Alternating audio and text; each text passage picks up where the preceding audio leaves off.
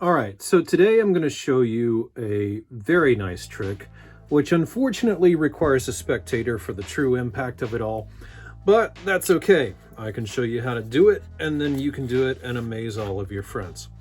Now you start with any deck of cards, any normal deck of cards that has 52 cards in it. You're going to get rid of any funny cards like the Joker or the double backer, because you're not going to need those. In reality, all you need is 21 cards. So let's count those out. 1, 2, 3, 4, 5, 6, 7, 8, 9, 10, 11, 12, 13, 14, 15, 16, 17, 18, 19, 20, 21. So there's 21 cards. We're going to push these other ones to the side. 21 normal cards. Make sure you don't have anything going on there. You can shuffle those however you like. And then what you're going to do is you're going to ask your spectator to choose a card. I'm on a wooden table. The cards don't slide so well.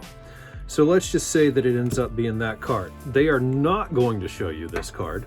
They're going to show it to whoever else they want.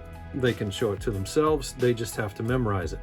Then what you're going to do, and we're going to remember it as the 3 of spades, put it anywhere back in there. You can even hand the deck to them, ask them to shuffle. Shuffle to your heart's content. It doesn't matter. You can make all the cuts in the world you want. You can shuffle all you want. It does not matter, because this trick always ends up working no matter what. Now, what you're going to do is you're going to play to your spectator's mind. How good is their memory? Do they know what they chose? And they're going to say, yeah, I know what my card is, and blah, blah, blah. And you're going to say, well, I don't know. I don't trust you. So you're going to deal out. And you're going to say, watch for your card, but don't tell me when you see it. And you're going to start dealing 3 piles. And you're going to deal all of those 3 piles out until you have exhausted the cards. Then you're going to say, well, which pile was your card in? And they're going to point to that pile. You're going to say, are you sure? Are you sure that's your pile? You know, really work it up. They're going to say yes. So then you're going to take and stack the cards back up. But here's the thing. The pile in which their card appears in always needs to be picked up in the middle. I'll show you that again. You're going to deal out 3. And you're going to keep telling them, I don't believe you. I don't believe your memory's that great. I don't believe that you know what your card is. And this is going to get them intrigued. They're going to get thirsty. And you're going to say, well, which pile is it in? They're going to point to this one. You're going to say, really? Because it was in this one last time. Are you sure it's this one? And they'll say, yeah, it's that one. And you'll say, I don't know how good your memory really is here.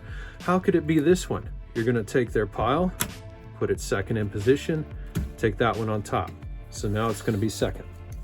And you're going to say, we're going to do this one last time because I don't believe that you know what your card really is. And you're going to deal those cards out like so. And you're going to keep playing it up. It ended up back in the middle. You're going to keep playing it up. I don't really think that you know what your card is, but I think that I do. I think I know what your card is. I think I can read your mind better than your mind even knows. And they're going to point and say, it was this pile. And you'll say, okay. So you'll pick up the cards. Theirs ends up in the middle.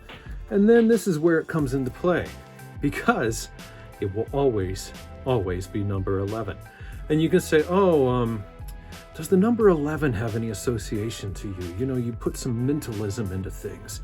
And you say, well, let's see. 1, 2, 3, 4, 5, 6, 7, 9, 10, 11. And then you can get rid of the rest of the cards. And it's going to blow their mind. And it doesn't matter what card. It doesn't matter how much you shuffle.